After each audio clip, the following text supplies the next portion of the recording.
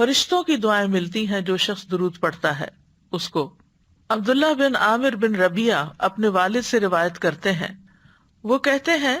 کہ میں نے رسول اللہ صلی اللہ علیہ وسلم سے سنا، آپ خطبہ دیتے ہوئے فرما رہے تھے کہ جو شخص مجھ پر درود پڑھے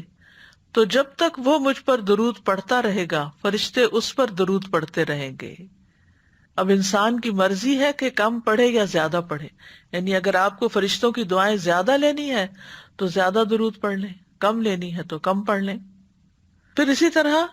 ایک اور روایت کے مطابق درود کی وجہ سے اللہ کافی ہو جاتا ہے۔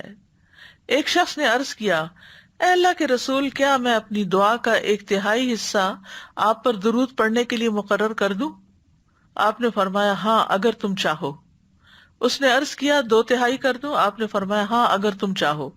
اس نے کہا اگر میں ساری دعا درود کے لیے مقرر کر دوں؟ تو رسول اللہ صلی اللہ علیہ وسلم نے فرمایا پھر تو اللہ تمہارے دنیا اور آخرت کے غم اور فکر کے لیے تمہیں کافی ہو جائے گا، پھر تو سارے مسئلے ہی آسان ہو جائیں گے۔ تو آج کل جیسے رمضان المبارک کا مہینہ ہے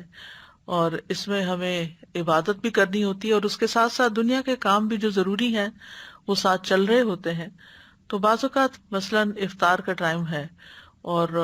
ہمیں دعائیں بیٹھ کر یکسوئی کے ساتھ ایک جگہ مانگنے کا وقت نہیں ملتا، تو ہم عصر کے بعد کچھ حصہ دعاؤں کے لیے ضرور مختص کریں، لیکن اس کے بعد جب گھر کا کام بھی ہو اور ذمہ داریاں بھی ہوں جن سے کوئی فرار نہیں انسان کو، تو اس کے ساتھ ساتھ کام کاج کرتے ہوئے آپ درود پڑھتے جائیں، تو آپ کے اندر کوئی گلٹ نہیں رہے گا کہ میں اس وقت کو ضائع کر رہی ہوں، اور آپ دل کو اپنے حاضر کر لیں۔ جو کام ہوتے ہیں گھروں کے سب اس کے عادی ہوتے ہیں اور وہ ایک آٹو پہ ہوتا ہے، انسان آنکھیں بند کر کے بھی سامان اٹھا رہا ہوتا ہے، رکھ رہا ہوتا ہے، تو اپنی زبان اور دل کو حاضر کر کے ساتھ ساتھ درود شریف پڑھتے جائیں، اور آپ کی جتنی دعائیں مانگنے والی تھی وہ ساری درود شریف کے اندر آ جائیں گی۔ تو پھر انسان کے لیے ایک آسان راستہ بھی ہے اور ایک بہت ہی انلائٹننگ اور انرچ کرنے والا روحانی طور پر انسان کو، کہ کوئی پھر کمی محسوس نہیں ہوتی کہ ہم نے وقت ضائع کیا ہے۔ اسی طرح دیگر کام بھی جو آپ صرف ہاتھوں سے کر رہے ہوتے ہیں، زبان سے نہیں کر رہے ہوتے، اس وقت بھی آپ ساتھ ساتھ درود شریف پڑھ سکتے ہیں۔ اور بیچ میں اگر کوئی خاص دعا بھی یاد آئے تو 2 دفعہ درود کے بیچ میں ایک دعا اپنے لیے کر لیں زبانی، پھر درود شریف پڑھنا شروع کریں۔ پھر دل میں آپ دیکھیں کہ ہمارا دل تو کسی وقت خیالات سے خالی رہتا ہی نہیں،